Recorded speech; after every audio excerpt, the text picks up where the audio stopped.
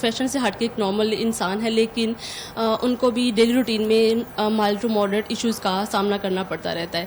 لیکن اس کی مینجمنٹ اور کوپنگ اسکل پہ ہی ہم آج بات کریں گے کہ اس کو کس طرح سے ڈیلی ایشوز کو مینیج کرتے ہیں، جس کو کس طرح سے کوپ کر کے تو نارمل فنکشن کو بہتر بنایا جا سکتا ہے. اچھا، ایک سائیکالوجسٹ کو اور ایک نارمل انسان کو کیا سیم مسائل کا سامنا کرنا پڑتا؟ سائیکالوجسٹ اور نارمل انسان کو کچھ حد تک ان میں سملیرٹیز ہے، لیکن وہ جب تک اس میں تھوڑی بہت میل فنکشننگ ہو تو پھر ابنارملٹی کی طرف جاتا ہے، تب اس کو ایک سائیکالوجسٹ یا سائیکیٹرسٹ سے کنسلٹ کرنے کی ضرورت رہتی ہے. تو خود ریکور کرنے میں کیا آسانی رہتی ہے، کیونکہ ساری چیزوں کو تو پتہ ہوتا ہے؟